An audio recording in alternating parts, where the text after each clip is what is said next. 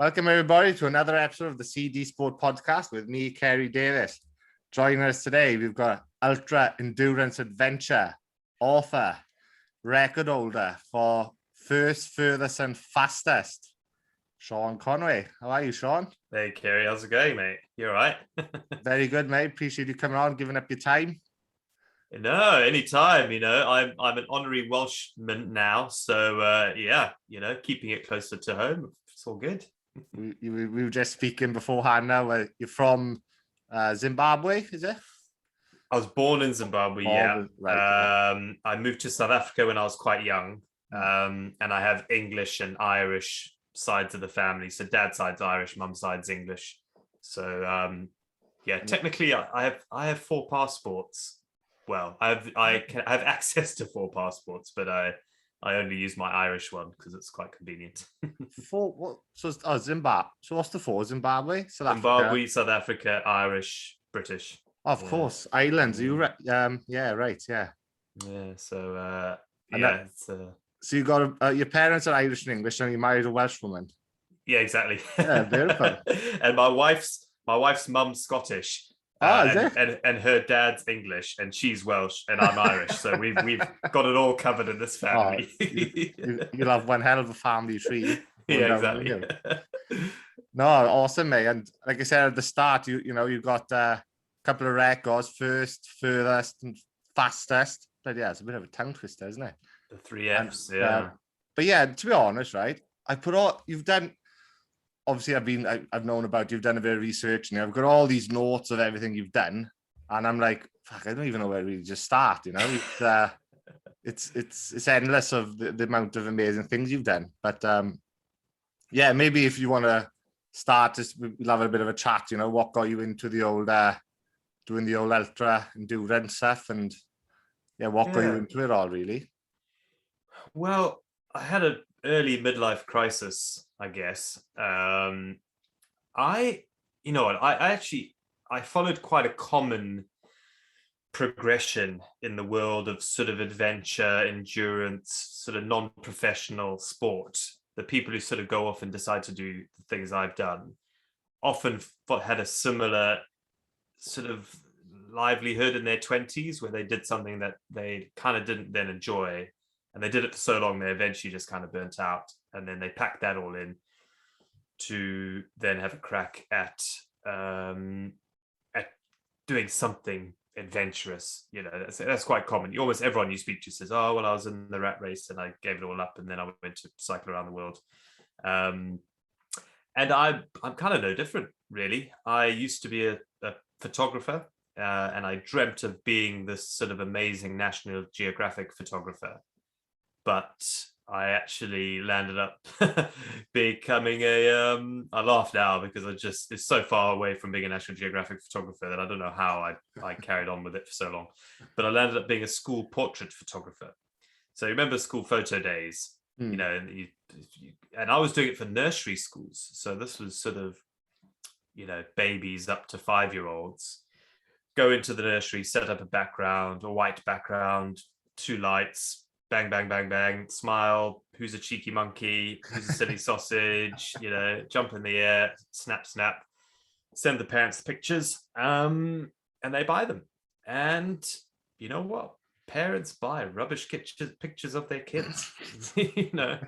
Maybe not so much now, because parents can take pretty good photos themselves at home with your phone. But certainly back in the early 2000s, before digital was mainstream, really, you needed really a professional photographer to get anything half decent yourself, especially if there was any sort of studio lighting involved. Made a killing. Within a few years, my friend and I, James Carnegie, when we had branches in the Midlands, London, and the Channel Islands. I say branches; those are the areas we targeted schools to photograph, and we were photographing about 10,000 kids a year, probably. Jesus, so it was just sort of pack shot. It's a conveyor belt, an endless conveyor belt of just sort of glorified passport style pictures, really, white background with a cut the kid's face in it or jumping around. But yeah, and it paid well. That's the problem. It compared to at the time, if I went and photographed a nursery of 100 kids, I would probably spend another day doing all the admin around that. So all the photoshopping, creating the contact sheets, and then posting them all to the nursery.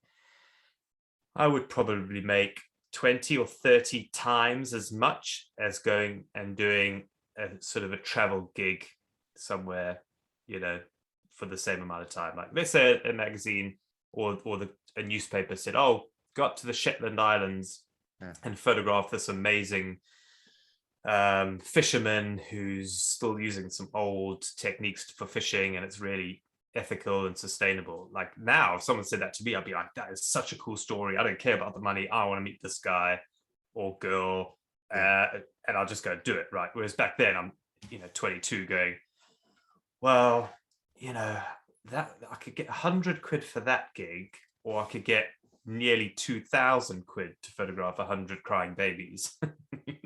No brainer. Yeah, I mean, what I should have done, any sensible person would have said, right, well, I'm going to do one nursery a week and make my, probably £1,000 profit. That's tons of money, and not get too big. So the problem is we got too big. All of a sudden we had officers and staff, and all of a sudden you got to pay all of them, which means you need to photograph more nurseries to pay them, and then, so it was just this downward spiral where I thought if I photographed more kids, I'd make more money, which would buy me more time to do the stuff I wanted to do.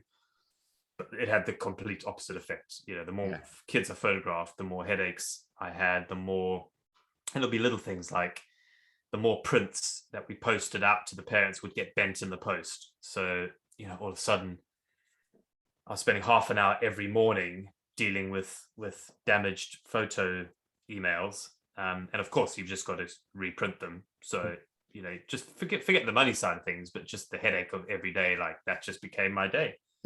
Dealing with complaints, like quite a common complaint, because we used to mess around with the contrast and the saturation to make them look a bit funky. So if you had slightly like Albany brown hair and we played around the contrast, it made you look ginger, and parents did not like that. Ain't nothing wrong with a bit of ginger, is it? Well, I know. I felt like I felt like sending them a selfie of me because I am all the ginger.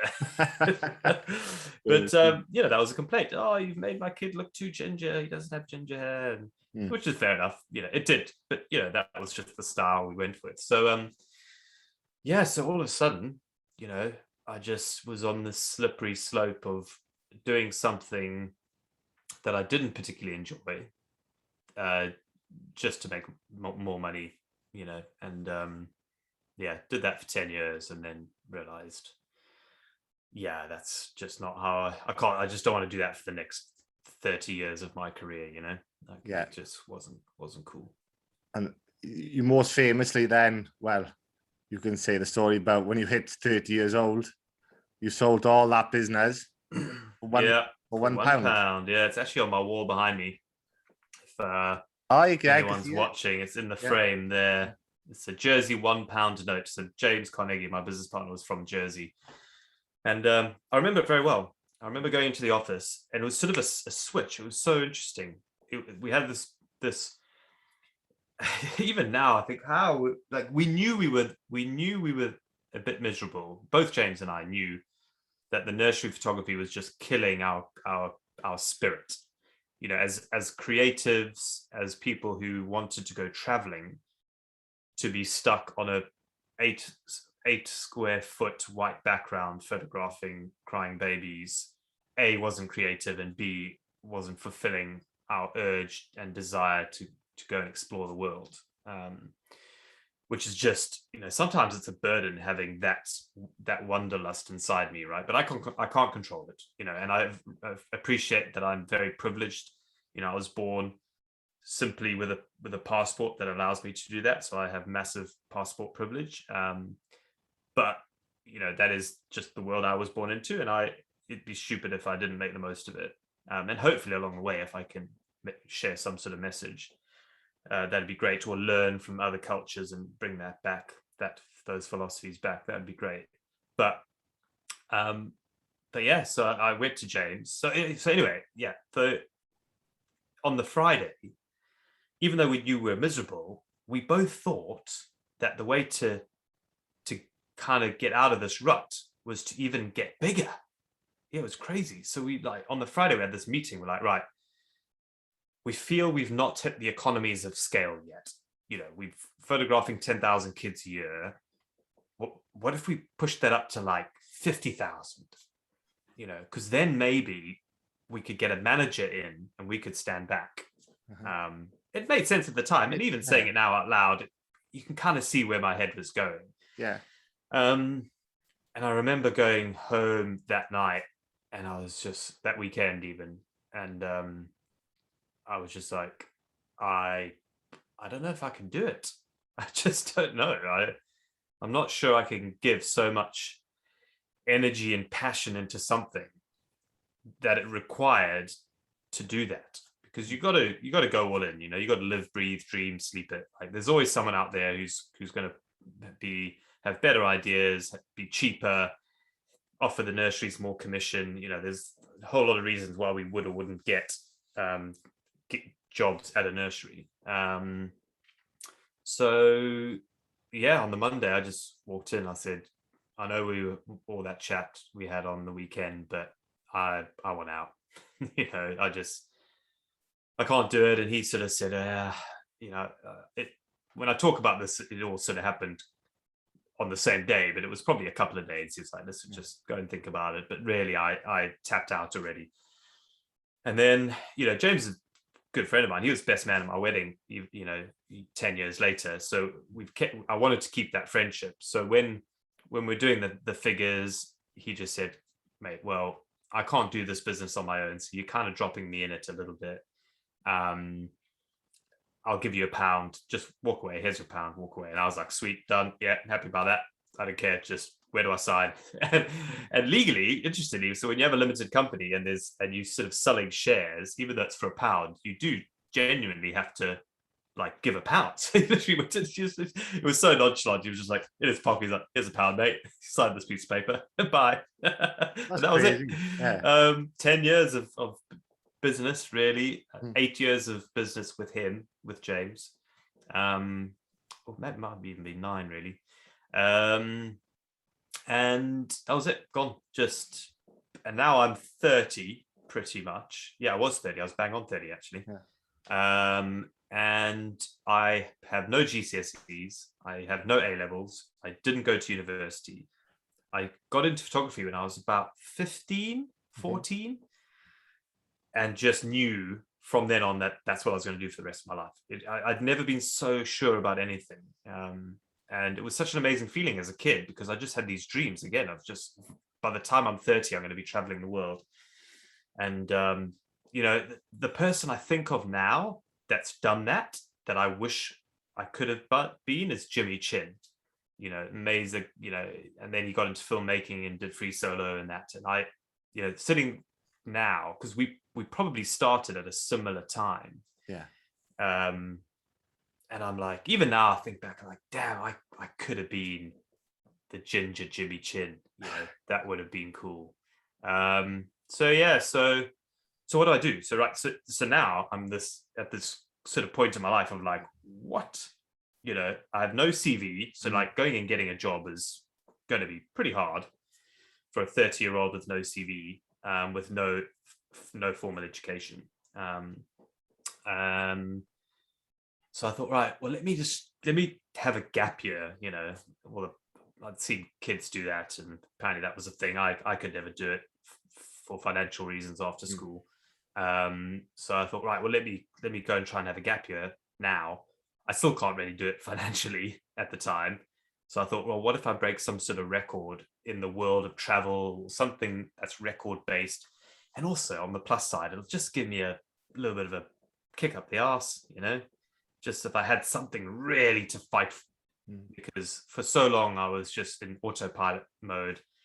Get up, go to the office. I knew how to do everything backwards. I was a Photoshop whiz. I was pretty good at photography. I knew the best 8 poses to take even though I wasn't doing much of photography by the end. We had 4 other photographers going out and shooting for us, 7 staff in total. I knew the 8 best pictures that would sell well, close up, a jumping one, a high five one, a cheeky monkey one, a lying on the ground one, it's just standing up, shooting down one. So everything, like life was autopilot, and I just needed a little bit of uncertainty, I think. And that's quite a common thing. There's loads of motivational speakers who talk about this concept of needing uncertainty in life. Mm-hmm. You need a certain amount of certainty, because you need to be certain that you're not going to starve to death, or you're not going to freeze to death, or you're not going to get eaten by a lion when you're sleeping, and certain other things. But there's also, if everything's certain in your life, I firmly believe you aren't making the most of your life, and you can get pretty sort of down by it.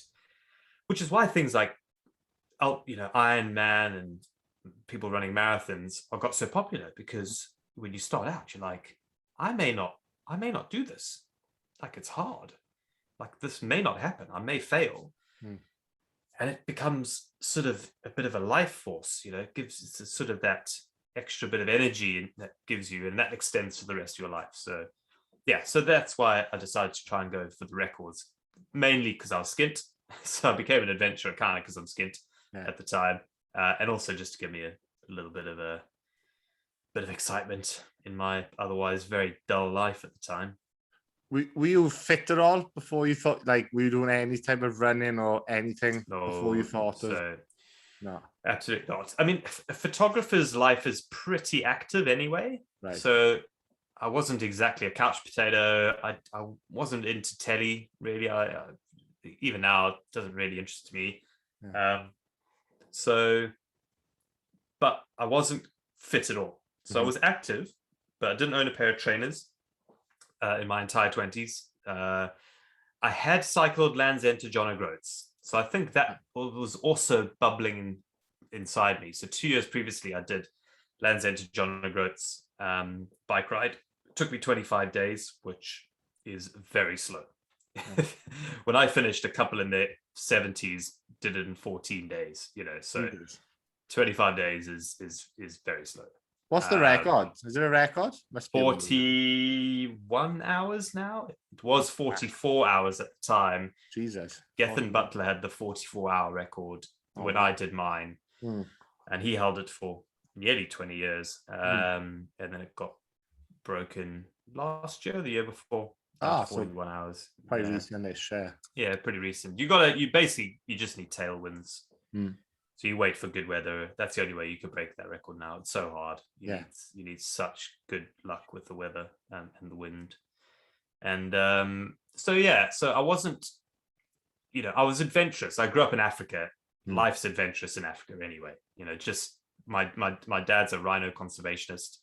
So we literally lived in the middle of big, huge World Heritage national parks with lions and elephants and all these sort of things. So life was pretty adventurous anyway.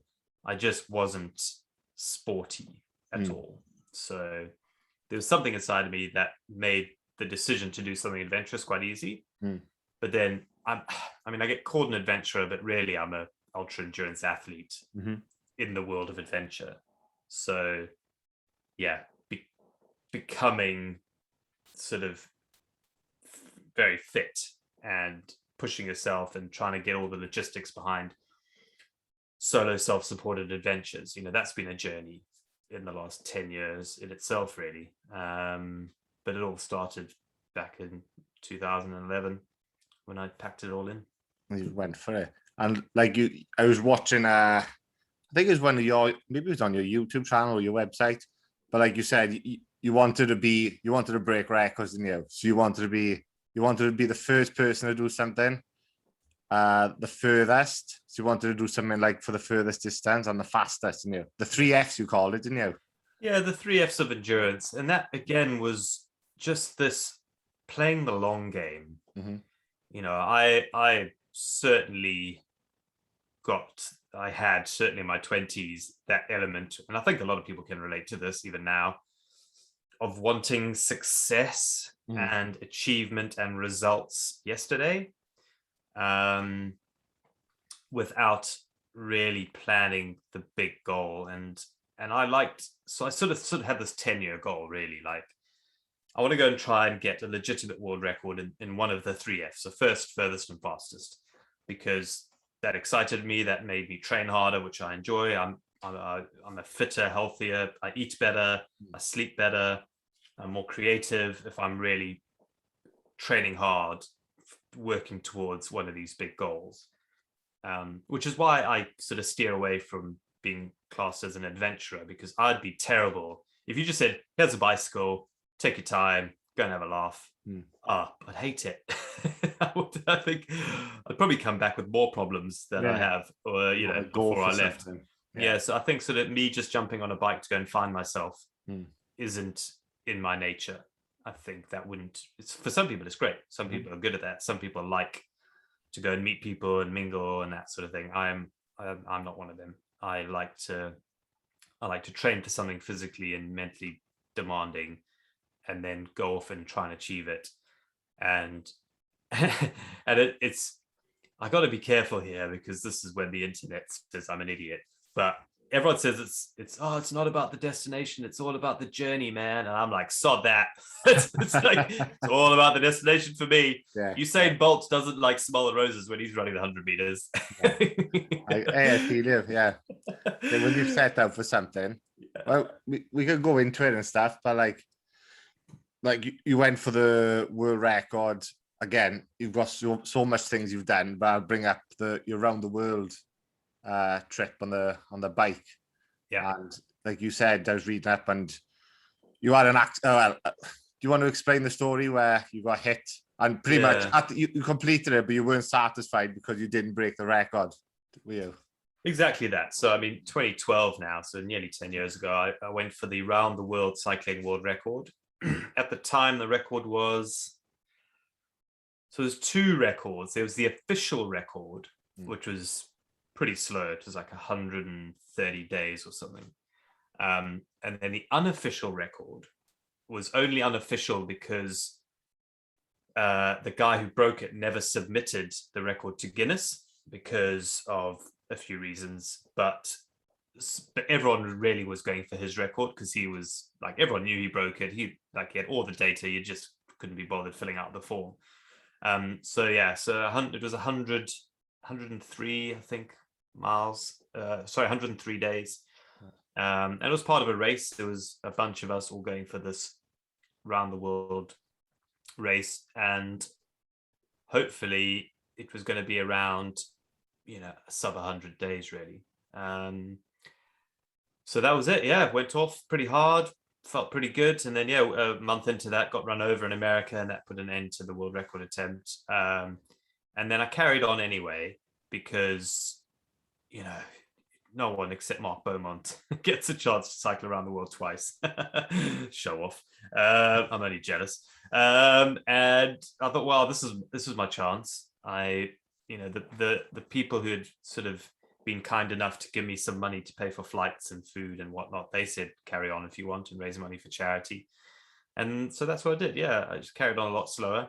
And got back, however many months later, I can't remember now, 3 or 4 months later, having cycled around the world. But, I should have felt amazing, because, wow, I mean, I've cycled around the world, but I didn't get one of those 3Fs. And that, I'm even now surprised I had the balls to continue with this long dream of mine of the 3Fs. Going around the world, serious accident. But I had to. I didn't want to get into photography, because that was the other option. I thought, well, let me go for these 3Fs, but still have a real job. Because there's no way in a million years did I ever think or dream that I could somehow actually, pay a mortgage doing the adventure stuff. No way. Absolutely no way. So I thought, well, I'll do this round the world thing. I might break that record. If I do, great. I might get a book out of it. okay, but I'll go back and to employment, save some money, work hard, and then I don't know what that employment was going to be. I thought it was going to be photography, like the original plan was cycle around the world, have a cool story to tell my grandkids, get back into photography, and then save enough money and think of the next thing. And this was just this long 10-year dream that I liked, that I was going to chip away at the block. So anyway, the round the world thing didn't work out, got run over, didn't break the record, got home depressed and skint and kind of not knowing what to do. And also, more importantly, didn't want to touch a camera. I was just sort of, didn't want to get into photography. As a sort of a self-employed photographer, as it were. So I moved back in with my mum, signed on to the Dole, went to the job centre every week or 2 weeks, just to apply for jobs. So I was applying for bike mechanic jobs, sustainable transport jobs, a couple of studio photography jobs, which I didn't really want, but I figured if I have to, I have to, you know. Mm-hmm. And did that for 6-7 months, and I didn't even get one sort of interview. I didn't even get an email saying thanks, but no thanks. Yeah, that's mad. So, yeah. So that's when I sort of thought, well, let me fast track this furthest and fastest thing again, and just do another one now, because the last time I did one, I managed to get a little bit of money to pay for flights and food, and it kind of got me out the house for 6 months. Mm-hmm.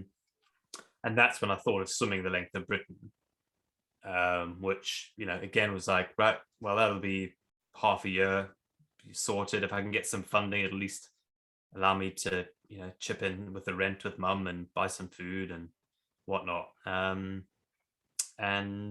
yeah, that's when I thought of the swim, really. With the swimming one, you couldn't get sponsors because they thought you were going to die doing it. Is that right as well? Yeah, pretty much. Like, I mean, you're not gonna yeah, I mean, they weren't, some of them were quite blunt and literally said that, like, when you die, it'll make us look bad, you know, and then a winky smiley at the end of the email. It's like, well, that doesn't really help. Yeah, that one, I think the swim will be the one that I blather on about in the old age home to anyone who will listen.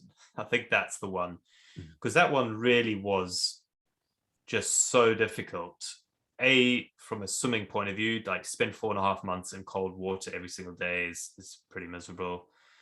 But also just trying to like make it happen was so hard. Like, no one could be asked giving me any advice because they thought they're wasting their time. Quite a few people were sort of a little bit jealous that they hadn't thought of the idea first, because a lot of people maybe thought it had been done, you know. A lot of people just were like, whatever, mate, you're an idiot, you can't even sail it like that. I genuinely got that comment, you know, it'd be hard to sail it the whole distance in a season in a small boat, like, so how do you think you can swim it, type of thing. So there was a lot of negative energy coming my way, but, you know, it kind of was fuel for the fire, because it was, you know, especially when times were hard later on, I sort of had these panic attacks during the swim. Not panic attacks, like these nightmares. You know, I was sleeping in the bow of the boat, and it was a terrible night's sleep, and every night it would crash and pull on an anchor. I don't know if you've ever slept inside a small boat above the anchor, but basically when the anchor goes down to the water, when a wave lifts the bow up and then the bow drops, the boat drops slightly quicker than the anchor. So what you end up getting is this, like, on every drop of the wave, because the wave, the bar's dropping, the anchor slackens, and then boom, hits the top of the wave, and it's just echoes. So for like 4 months, like, that was my Chinese torture, you know. So I wasn't getting good night's sleeps. But anyway, this dream I had almost every night was failing, and then getting home, opening up my laptop, and having this like never-ending stream of emails saying, told you so, told you it wasn't possible, you wasted our time, you know, go back and get a real job, type thing. So yeah, it certainly was fuel for the fire. But yeah, when no one's done anything like it, or even similar to it, really. There's an Italian guy who had done a few longer swims, like a couple of day swims in the ocean. There's that French guy who kind of swam the Atlantic, but he drifted every night type thing. So yeah, it was just sort of winging it, and that was in itself quite tough because, you know, every single day I'm questioning, like, is there something in this swim that I've not planned for that is going to make this type of swim impossible? You know, like, is there a counter current somewhere that'll stop me swimming? Like, maybe there's a part of the UK where there's only a southerly current that I can't swim against. So every day I just had this doubt in my head, like, is this possible? Wow, you know, like, I don't know, like, so for 4.5 months to be putting in all this mileage, knowing that potentially you like may not do it. Which is difficult because even if you like climbing Everest, well, no, Everest is also the same because every day you think, is there going to be an avalanche or something? So it's a similar thing to that, or Rowan Ocean. Is there going to be some bad weather? But the thing is, with those challenges, you do know people have done it, so there is a chance you will do it. Whereas when I did the swim, no one had done it, so I really didn't have a clue whether it was even possible. Like, so, and that just plays on your mind constantly, and there's no amount of whiskey you can have in Scotland that helps that scenario. Where do you start? What coastline do you go up? Do you go past Wales and stuff? So I was going to go up Wales, but then we sort of looked at the map and we realized if I swam across to Ireland, it would save me a lot of the big crossings, so that I was going to have to do 3 big crossings. North Wales to the Isle of Man to Scotland, and then sort of I was going to have to hop across to Arran and then around the Mull of Kintyre, because I wasn't allowed to swim through any canals in Scotland. You can't swim in canals, right?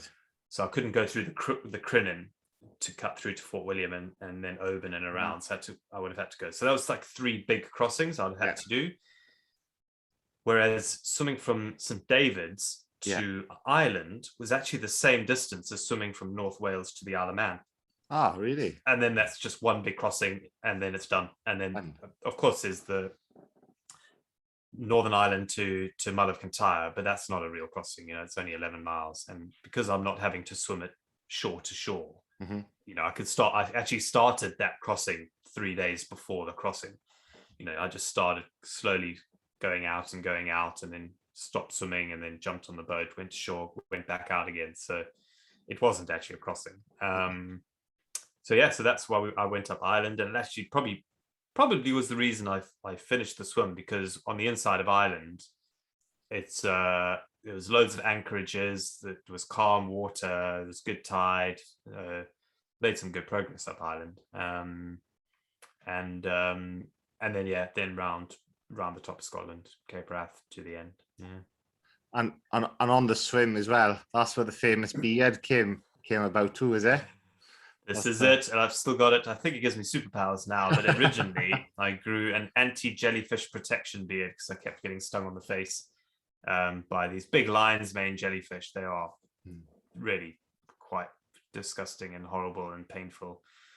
So I started growing the beard, and it just physically stopped the tentacles touching my skin. I'd still headbutt them, so my nose and cheeks would still get hit. But it was a lot better than your whole face and neck and that sort of thing. So but yeah, I would still come up, and the tentacles would be dangling off my beard, and I'd sort of have to pull them off. Like, my hands, I got to the point where I just had to sacrifice my hands. So my hands were so cold, didn't really feel the stings. So I'm swimming along, like stroke, and because to avoid chafe, I don't want to look forward where I'm going. So I'm sort of looking down and back, and that's the best place to breathe. But every now and then I just glance up in case there was a jellyfish. And if I then saw one, I'd just sort of grab my hand and sort of do this like flick back and then throw the jellyfish off to my side. So my hands were getting stung the whole time. But as I say, that was so cold. So whenever I came up, sort of Em in the kayak would say, right, there's a bit of sting there, and I'd sort of pull this tentacle off my face and then throw it away. That's insane. But didn't sting because I had the beard, so it was all good. So you were like, do you have any facial hair when you started? No, God, no. Okay. Have you ever seen a swimmer with facial hair? It's really not Not a not thing. good. It's not a thing, no. That's interesting. Yeah. Have you spoke to like Ross Edgley about his swim? Or anything like that? So weirdly, so I was doing the across Europe cycling world record when he was doing his British swim. Right. So we kind of missed paths. But no, I've not really. He's not returning my messages, Ross, if you're listening to this. Too big time, isn't he? Yeah, exactly. No, I was wondering if he had the same problem, you know, he probably would have, wouldn't he? Oh, absolutely. Yeah, oh yeah. Anyone doing big ocean swims has jellyfish problems, you know. Yeah. So yeah, he grew a beard as well, and it kind of helped. Yeah. So It was quite with Ross, like he was saying, like after he did his swim, he actually he put weight on, didn't he? Because he was eating so much all the time. Was that the same thing as well? Or? So Ross is an eating machine, and these big swims are often an eating game, and I unfortunately just had a terrible support boat with this really crappy paraffin stove, which then broke. So we were just trying to cook 4 people's food on a jet boil. So yeah, no, my nutrition was terrible, and the boat was tiny, so it's freezing cold, and I was so fatigued. I wasn't that hungry. I'd lost my appetite, and I got flavor fatigue and eating fatigue and all these things. So no, I did lose weight. I gained a bit at the end because the weather was so bad in Scotland. Yeah, I landed up only swimming. You know, in the last month, I was probably only averaged, you know, a 4-hour session every second day, really, because of the bad weather, because I was so slow and I took too long, and I started too late at the start, really. So yeah, so I gained a bit of weight back on sort of towards the end, but I was pretty skinny for most of it. But once you finish, then it's like, how do you feel? Was it like, wow? Oh, relief. Relief. No, there was no sort of satisfaction. Wow. Yeah. For completing it. Quite a few weeks, actually. It was just this relief that I don't have to put on a pissy cold wetsuit again. Like that was it. Like just genuine relief, you know. So I mean, it probably took me a year to look back and go, oh, actually, that was well done, Sean. You did well there. Well done. But you did put on a swimsuit again. That's the thing, didn't you? Yeah. Quite a few years later, though. When was it? 2016. So I think I was over the trauma by then.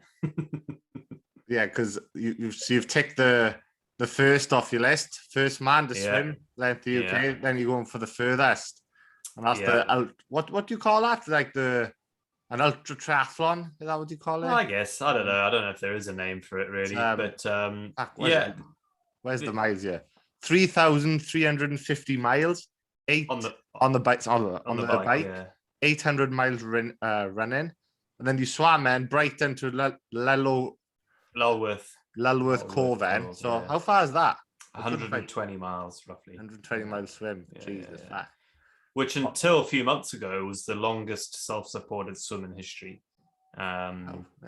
So yeah, that was a tough one again. You know, like the cycling bit was easy-ish, you know, 3,500 on a bike, it's not too hard. 820-mile run. I had run the length of Britain the year before, so I was kind of clued up on solo self-supported running. But the swim no one had done. So again, this is new territory where, you know, what does it take to do a self-supported swim? Right, well, you need your swimming kit to swim in, but you also need your camping kit. You need food, water, casual clothing for the evening, and you need to carry that with you. So I built this raft, and it was sort of a raft with a hatch. You could put everything inside, and that was it. That was the idea, just to swim until the tide changed or it got dark. But even not it got dark, I swam in the night loads, to be honest. Go to shore, find somewhere to camp, get up 4 a.m, get back in the water, carry on swimming. So yeah, those were the that's what it took. So yeah, it was tough, that 120 mile swim. You had the Discovery Channel team with you for that, would you? For the whole thing? Yeah. So that was cool. Yeah, that was basically, I said earlier I had no intention of making a job out of what I do. After I finished the swim, I couldn't not make it a job. It opened so many doors for me. And I have to shout out Ben Fogel. He was amazing. So after I finished the swim, he invited me to London to this event, and him and Marina, his wife, were there. And I remember they were saying, Sean, what you've done is amazing. People need to hear your story. We'll put you in touch with a book agent. The sponsors are going to want a piece of the action and going to, pay for your next thing. Trust me, that's going to happen. I'm like, really? I've never had people come wanting to give me money before. It's normally me groveling. Yeah. You might get some TV offers as well. That probably happens. So you need someone who has your best interests at heart. I remember at the time thinking, yeah, whatever, Ben, you're saying all this. There's a group of people around you. You're just trying to be impressive. But honestly, like the next day, him and Marina sorted me out, got me a book agent who landed up getting me a very good book deal out of the swim. And they put me in touch with sort of a manager, agent person who was going to, field in any sponsorship and requests and TV deals and that sort of thing. And then honestly, for the next year, I'm sitting there going, right, I owe him one. When's the phone call coming? I'm like, he's going to want something from me, because he was so generous with his time and his contacts. And to this day, 7 years, 8 years, I've never had that call. He just wanted to do a nice thing for someone who saw who had done something impressive. And yeah, so I owe Ben a lot. But so that made this a career. It just happened. And it happened overnight. Like the swim bankrupted me. If anyone's read the book, I couldn't even afford to get myself and the crew back from John O'Groats. Like genuinely, I had to crowdfund the last 2 months because I had run out of money. Wow. And my dad gave me some money and said, well, I'll pay for your flight to come back to South Africa to write the book, because to raise money at the end, I crowdfunded the book, which I now needed to write because people had bought it on the crowdfunding platform. So that was the plan. I was going to be like, right, well, I have no cash. Dad will fly me back to South Africa. I'll write the book, and then see what happens. But yeah, I didn't have to do any of that, because all of a sudden I got book deals and TV deals and all these sort of things came my way, which was, it was all a blur now. I mean, people always say that, and I never believe them. I'm like, how can you not remember such huge, significant moments like getting your first Discovery Channel deal? But for me, it was so different, so out of what I thought would ever happen to me. I kind of just didn't quite believe it. I was like, what? Someone's paying me money to write a book? I'm going to be a published author. And not only am I going to be a published author, I'm going to be a published author with Random House Penguin. It's the biggest publishing house in the world. Big name, whoa, gee. Like, it just was all too much. It was all too much. And I probably didn't sort of, I handled it okay. I kind of stayed to my roots. I still lived with my mum for another couple of years, even when all this was going on. I then bought a boat and lived on an old World War II gunboat on the River Severn for a couple of years. So I tried to keep it real. So that's when Discovery came along. And I was quite nervous at the beginning. So they came along after the swim, and I ran the length of Britain. They created what was going to be originally just a one-parter. They made a 2-part show out of that one. And I was worried when they said, because I was going to do it. In fact, I had attempted the Britain run already when they weren't involved. Mm-hmm. So I was doing it anyway. I got injured on that one, said, right, well, I want to do it again. And they said, well, do you mind if we send camera crew? I was like, you can send whoever you want. I'm doing it, and I'm going to do it my way. If you're happy with that, then do what you want. And they're like, no, we're not going to make you do anything. Yeah. So obviously I then signed the contract and all this sort of thing. But then there's a real niggle in the back of my head, like, I'm just worried they were going to turn it into this big hyped up Hollywood fake drama, making, Jeopardy out of nothing. But luckily that didn't happen. I was really, really genuinely sort of like interested and excited with the prospect of making visual content, like documentary style content. But the photographer in me was like, oh, this is cool. And the result is authentic. It really is. I was super worried, after the filming that goes into the editing suite, and in my head I'm like, oh, they're going to put all this epic dramatic music on, and they're going to turn this little thing like a blister into like me breaking my leg. So I was worried, but actually none of that happened. Brilliant. Yeah. And if anything, there was so many crazy things that happened that we couldn't add them all in. Running for 44 days, trying to turn that into 90 minutes of content is quite hard, really. So a lot of cool stuff happened that didn't even make the final show, really. And then after the success of that one, because that was one of the biggest shows on Discovery UK at the time, they said, well, what do you want to do next? I was like, well, I still need to go for this furthest now. And so that's when we sort of did this round Britain 4,200 mile triathlon, which was going to be the world's longest triathlon, which was a thing. So there was a woman in Mexico, I believe, who had the record before me of 3,000 miles, I think. So I made it 4,200.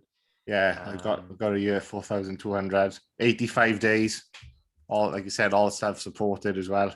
Yeah, exactly. So it was tough. It was tough. That one was tough, even though there was no time limit on it.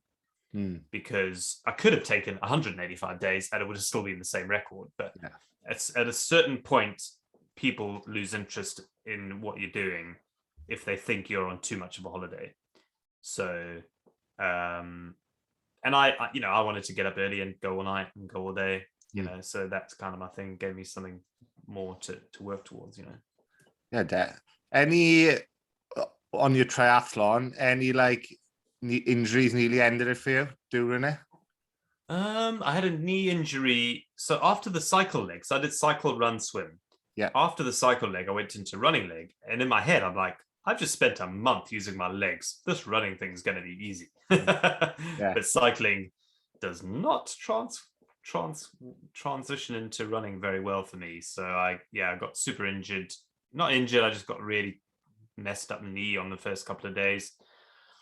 And it took a while to balance that out, but it's amazing. So, by day one, I did like 20 miles maybe, and I was dead.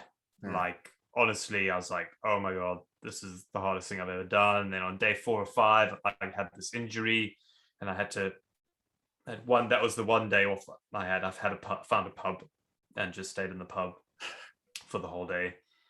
And then they had a room upstairs, and I stayed there that night. So that was the one full day I had off, and then hobbled on.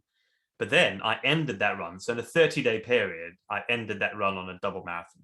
So I did, 55 miles. 50, I think I did 55 miles in the end, with a 10 kg backpack as well. So the human body really is amazing at improving itself quickly when it needs to. So that was the only injury. Don't think I met many jellyfish on that swim on the south coast. Don't seem to remember being stung much. But I had a beard then, so maybe they were around.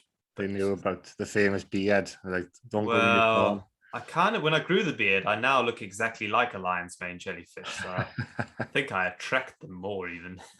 There's a photo online, isn't there, of you swimming, and you can see them fucking around you. So those are there's one photo when there's loads of the little purple ones. There's thousands. I mean, I was swimming through sort of 20, 30 cubic meters of these purple ones. They don't sting. So they may sting. No, not those ones that they may have stung a little bit. By the time I got out the water, I didn't feel anything. Maybe if you're on land and they touch your skin, maybe they'll sting a bit.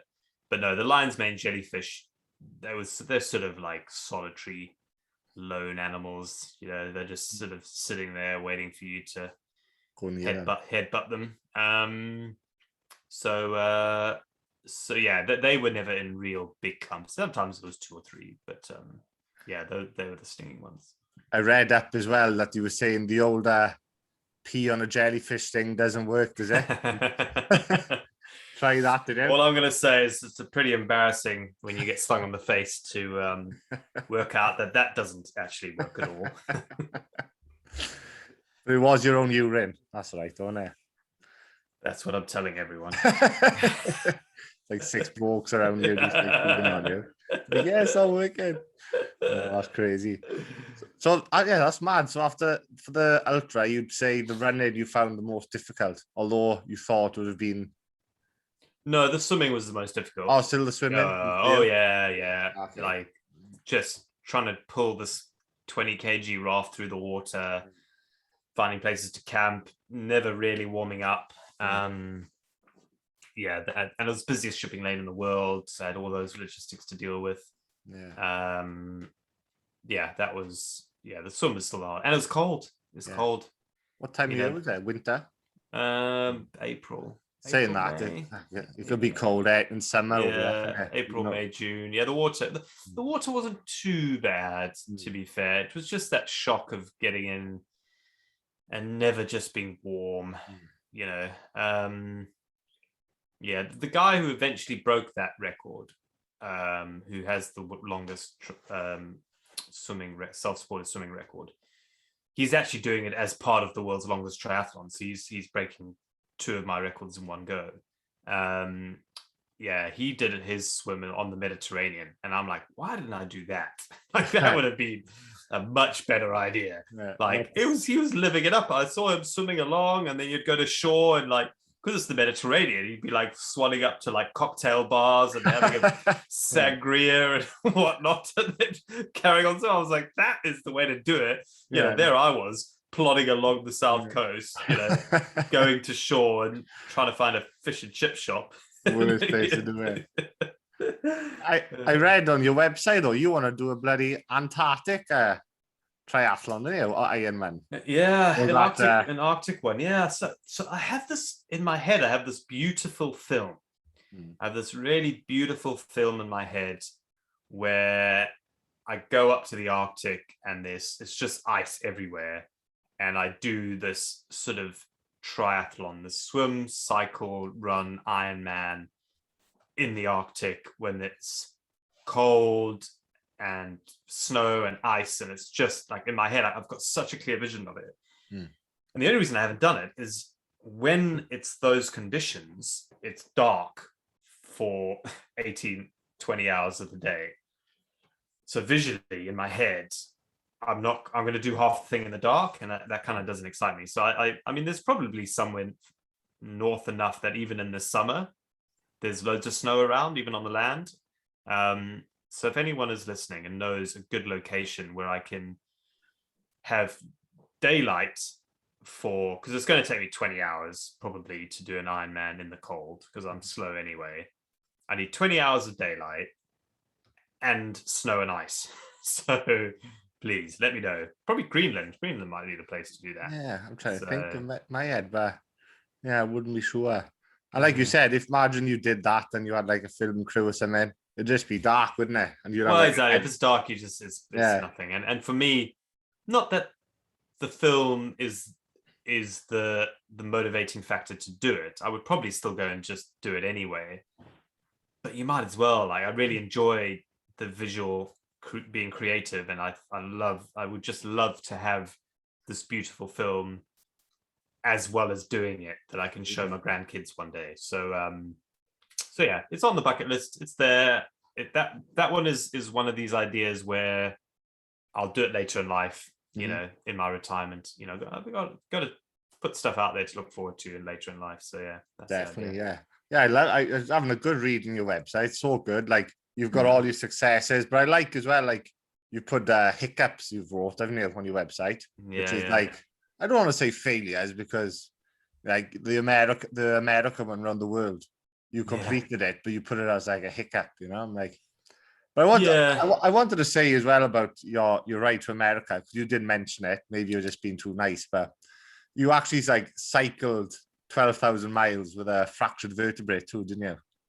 Yeah, so after I got run over, Yeah. yeah, but it's a compression fracture. It's like an easy one. It's like, But still, though, you still got a fractured well, spine. it You know what I mean? is, but And you still, cycled 12,000 miles. it's But it's like having a stress fracture in your leg. It is a break, but it's not a real and break. chip teeth, and you had a lot of, obviously you were in a bad way, and it's like Yeah, no, Sean's not going to bring this up, so I want to tell the people like it wasn't you hit by a bus and then not a bus by a car, yeah, and yeah, you just jumped on and kept cycling. You were actually really, you were injured and you still plowed on to get back for the yeah. Olympic Games. Is it London 2012? So I mean, I was messed up. I was Yeah. a month off the bike. Yeah. The wonderful family called Martin and Missy Carey took care of me and looked after me. They bought me a new bike and allowed me to carry on. And the new goal was to sort of get back to London in time for the Olympics, because I had this little Olympic torch that some kids had made me, like a sort of tiny replica one. And that was my new goal. So yeah, so I still had to do good mileage. I still had to do about 130 miles a day over the next, however long it was, 3 months, 4 months, can't remember now. So I was still pushing it. Yeah. Which I think was my saving grace. I think had I chosen to carry on with no time limit, I think I would have gone into a sort of a very negative spiral, I think. Yeah. Slow. So yeah, so having sort of something to work towards and really aim for, like, right, the Olympics is happening. I can't move that. I've got this Olympic torch. There's literally no point in arriving to the Olympics after they've started with a torch. Like you're just the village idiot then. Yeah. It's like, oh my, he missed the Olympics, guys. So he had one job, it's like, the people who do the bow and arrow into the flame, you're like, you missed that. It's like, come on. So that probably saved me, really, having this new focus. So let's cycle all day. You just have slightly longer lunch breaks, so still getting up 5, 6 in the morning, still cycling till 10 at night, but having a couple of longer breaks in the day. So we'll keep on the topic of cycling then and get the third F out the way, the fastest. Yeah. You cycle across Europe from Portugal to Russia. Where's the time? Oh, I wrote the time. Where are they? I got so much, like I said, I got so much notes, right, what you've done. I get lost in it, but you can explain that one. I forget what time I did it in now. 24 days? 24 days, 18 hours. Okay, yeah, there we go. Sounds about right. Yeah. I always knew that the third F, a world's fastest, wanted to be on a bike. That's what I wanted. Deep in my soul, I always kind of dreamt of having a cycling world record, and also cycling's my strongest, in the world of cycling. Like if you put me against loads of ultra cyclists in the world, I would do okay. I genuinely would. If you put me in the Trans Am or the Transcont or Race to the Rock or the GB Giro, I would, I'd like to think I'd be in the top 5, certainly top 10. Whereas if you do a similar thing in running, I'll probably be 1,000th, like, genuinely. So I thought cycling was my best option. So after the triathlon, I went for the Route 66 bike race, and that was an official race with loads of 30, 40 competitors, and whoever won that race was going to get the FKT for the Route 66. Got injured on day 4 or 5, 3 or 4, can't remember, with the knee. Pulled out of that one. Thought 2,000 miles, that was Route 66, probably a bit too short for me, I think. I feel like I needed something longer. So I found the Across Europe Cycling World Record of 4,000 miles. I thought, well, that's maybe more my thing. So I went out to Cabo da Roca in 2017, the edge of Portugal, to do this 4,000 mile to the middle of, not the middle of Russia, but the Ural Mountains in Russia. And yeah, I think day 4 again, same knee issue. And yeah, to pull out of that one. So it was tough. I wasn't getting any younger. Speed records are inherently a young person's game for the most part. Endurance is for older. So speed young, distance old. And yeah, I beat myself up a lot, really, for the next 6 months, thinking, oh, well, I've missed the boat. I'm too old. I wish I'd quit the photography earlier. I wish I'd trained harder and blah, blah, blah, blah. All these things that really wasn't good for my psyche. And then I woke up one day and thought, you know what? I can still have another crack at this. Let me learn from my mistakes. And then, just wipe the slate clean, started afresh, different kits, different everything. I didn't even sort of use the same bike. I just went back to the square one and said, right, let me just pretend that I know nothing and I know everything at the same time. The last 10 years, let me put that all in, but then let's not cut corners. Let's not use the bike that I already have because it's there. Let me think, well, what is the ultimate bike I need for this? And then, went back out 2018 and got that record. Only just, it was touch and go in Russia when I had this crazy headwind for a week. I had 1,000 miles of headwind and proper headwind. We're talking 20-mile-an-hour headwind on the nose for 1,000 miles. That's hard. Yeah. I was walking. There was times I was walking. I was like, well, I'm cycling 3 miles an hour. I might as well use some different muscles, save my cycling ones for a bit. So yeah, I nearly lost it at the end, but actually the last 2 or 3 days, the wind sort of lifted a little bit. So I gained an hour a day all the way up to, it was about an hour 20 a day all the way up to Russia. And then in the last 7 days, I lost 16 hours, 17 hours. Yeah. So I lost 3 hours a day, 2 or 3 hours a day. It was about 6 days. Yeah, it was about that. Yeah. Yeah. So I was gaining an hour and a half a day for the first 3 weeks, and then lost 3 hours a day in the last week. So that nearly took it away from me, which would have been tough. But pulled that through, got the record, and could finally celebrate this long-term goal, which on the bike certainly took me 10 years, 60,000 miles probably to get to that point. And that I also just felt relief on that one, to be honest. At that moment, I was like, it's done, right? There we go. I've had this all-consuming idea for so long. It's finally done, and I can bury it. And you've done it, and I was like, And again, it was only months later that I really sort of celebrated my achievements, as it were, in my head.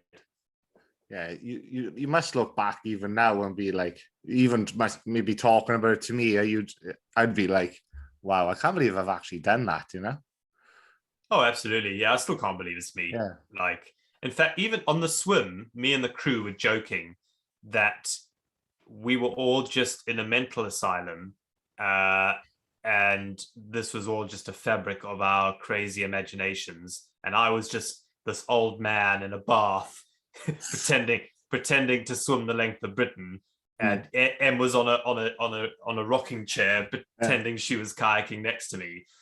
So like genuinely, I've thought about that a lot. It's like, actually, I'm in the Matrix. I'm just this old bloke in an old age home somewhere, and everything I'm doing now is just a figment of my imagination. Yeah, and it's not really me. Trust me, I think about that a lot. And your mind, doing stuff like that, your mind would play so much tricks in it, wouldn't it? It would. Yeah. Yeah. Well, it does, and it's just so far. What I'm doing now is so far from what I ever dreamt I was going to get out of life. The biggest dream I had was, wow, someone might pay for me, a magazine might pay for me to go into the Amazon rainforest to photograph some tribe, and that was the dream. And even today, I thought that for me is super aspirational, and I think I would jump at an opportunity to do that sort of job and career now if someone sort of opened those doors for me. I'm enjoying what I'm doing now, certainly, but if there's a point where physically any sportsman is going to go, right, well, I'm probably not able to compete anymore, and I would go down that road. Yeah. But to have gone and done the adventures and the traveling I've done, you know, kind of really have to pinch myself and go, and, you know, not only have I done them, I've somehow managed to buy a house and send my kid to nursery, which, you know, costs an arm and a leg, but somehow I'm managing to do that. Yeah. That's just crazy. Like, I'm just every year, my wife Caroline and I, we sit down and she's like, have we thought about plan B yet? You know, I'm like, have we thought about my plan B when I can't do this anymore, like next year? And she's like, no, you're smashing it. You know, you got loads of years. She's super positive. I'm like the bubbles, like, something's going to happen. Like, but I've said this 5 years ago, like, this is it. This is probably the last year I'll do anything interesting. And then I might be too old and I can't compete. And there's going to be some youngsters breaking my records. But yeah, no, I'm still going, still got some things to do, still got some scratches to itch. So yeah, it's all good. Didn't you just recently run across Iceland? Yeah, that was cute. That was cute. Yeah, it was fun.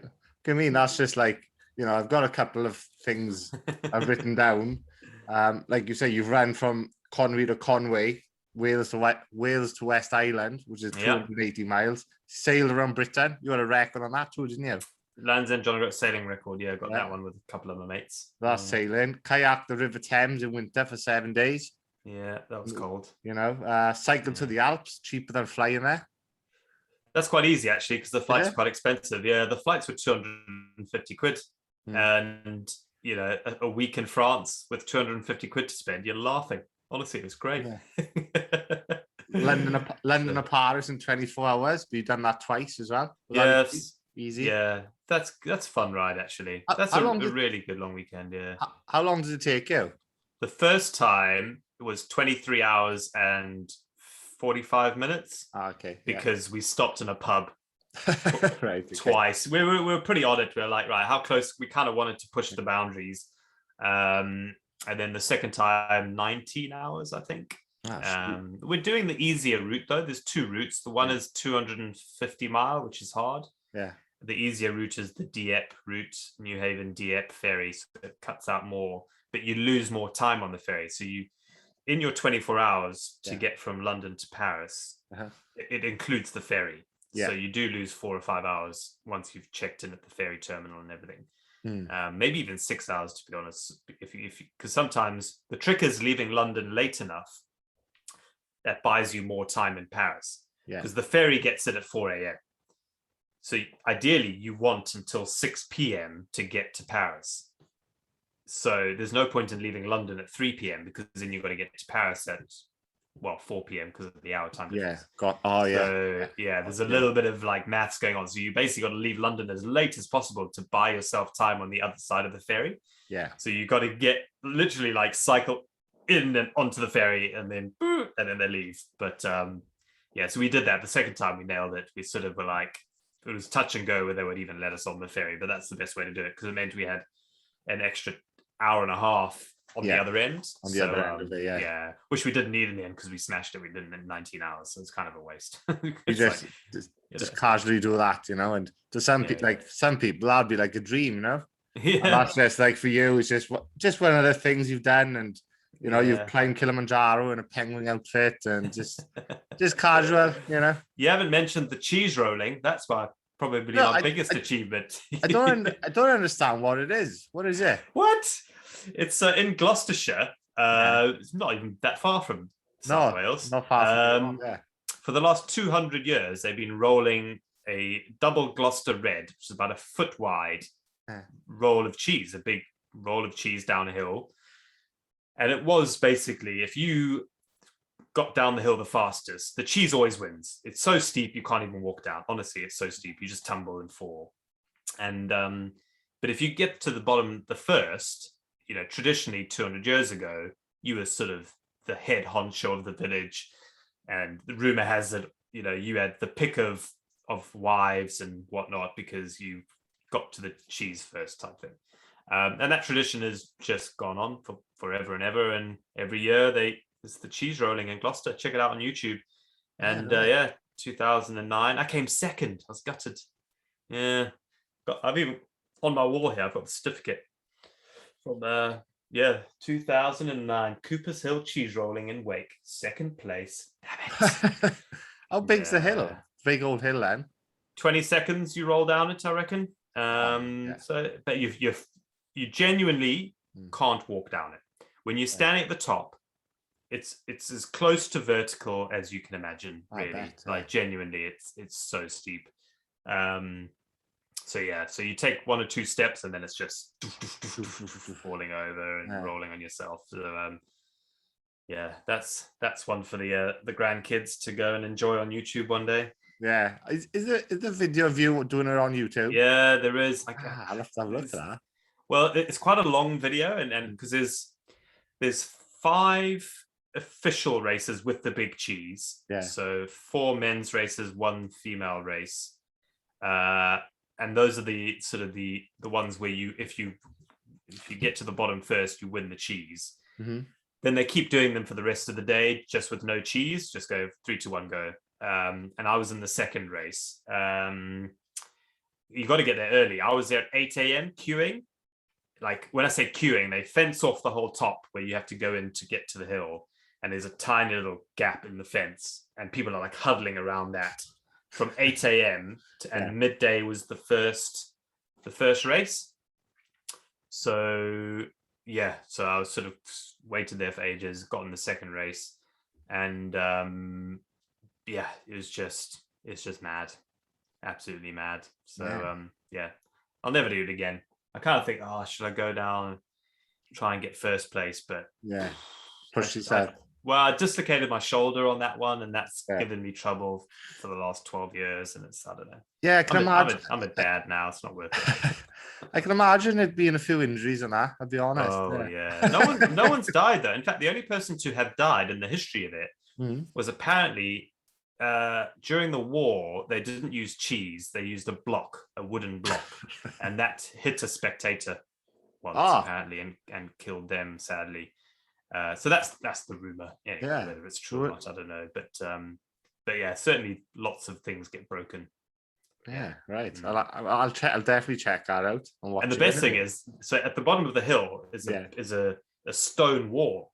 So if you run too far, or you hit the stone wall, so to stop people hitting the stone wall, they had the Gloucestershire rugby team standing at the bottom, rugby tackling you instead. So you don't so there's the Gloucester rugby team there. And also, if you go down too slowly, they're just like, right, you need to have gone faster. They properly tackle you. It's great. That's brilliant. That sounds like a good day, actually, isn't it? Yeah, it is. Yeah. Maybe I'd be a spectator and get on the beers. Well, you need to get there early as well. Like there's about 5,000 people who descend on Coopers Hill just to watch people roll down. Yeah.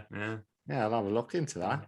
That's awesome, mate. And like you said, I don't know what your plans are in the coming future. I did look at your dreams, maybe running Cairo to Cape Town, maybe. Is that coming up? Yeah, that's one of those later in life ones, with grandkids. That'd be kind of fun. I'm running LA to San Francisco later in the year. I'm off beginning of next year.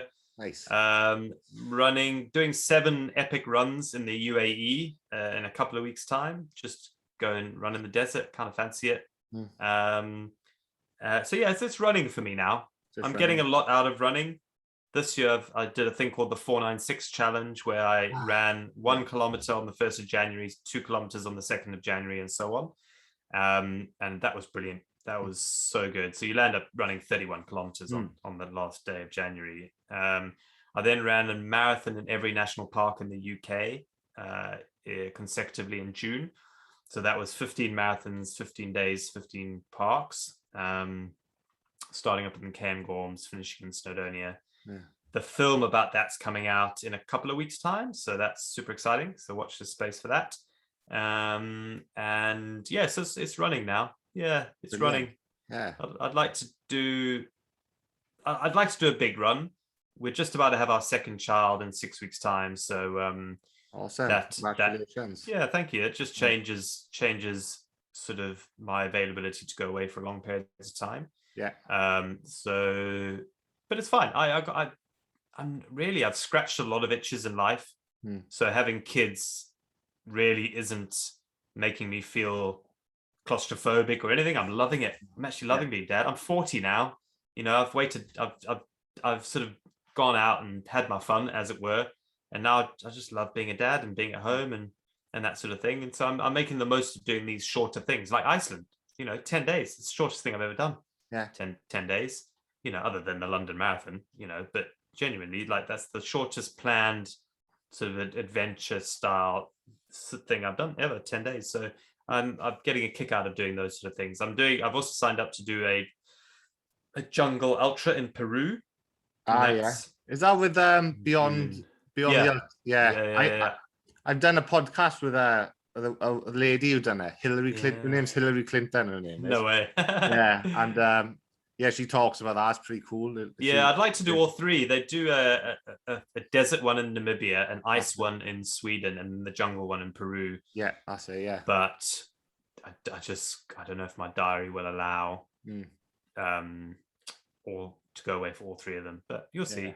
Yeah, and I'm also super excited to get Caroline, my wife, into doing these sort of things. She's well up for it, but for the last, our son is 2.25 now. So basically for the last 3 years, she's kind of been out of action to go away and without, leaving kids at home, because it was sort of, pregnant, then breastfeeding, then, a small window, and then pregnant again. So I'm super keen to not do too many so that we can do some stuff together, hopefully, in like 3 years time, 2024, we're hopefully going to go and start doing more family-based stuff. So super excited about that. That's awesome. Yeah, that's really good. So your wife, Caroline, has she done much big runs as well, or you're going to get her? No, she's never done multi-day stuff, but she's super active. She loves mountain biking and road biking and going for trail runs. So she's up for it. Oh yeah. Our honeymoon was cycle touring around Cuba for a month. So that was great. She's game. So we'll watch the space. Family adventures to come. That's awesome, Sean. Mate, except I could do like a 2.5 hour podcast. There's so much I could pick you, but we'll wrap it up there. Hour and 20 minutes. But do you want to give anything? Like, I've got your website here, like SeanConway.com, and your Instagram, Sean Conway Adventure. Anything else you want to plug? I want to say as well, your record cycle in Europe, that's on Amazon too, isn't it? The documentary. So I've got three documentaries out, which you can, I think they're all on Amazon now. So Sean Conway Running Britain, Sean Conway On the Edge, which is the triathlon, and Sean Conway Europe or Bust. That's it. They're good. I'm really proud of them, actually. I'm really proud of the documentaries themselves, as well as the achievement. They're all pretty realistic and authentic. There's nothing in there that was sort of fake jeopardy, and I'm really proud of that, actually, because if it wasn't, I make no money from people watching those, absolutely none. So it makes no difference to my life telling people to go and watch them. And if they weren't authentic, I would genuinely tell people they weren't. So I'm really happy with that. And especially the Europe one, because I sort of had more involvement in the production of that. So that was quite good fun. Going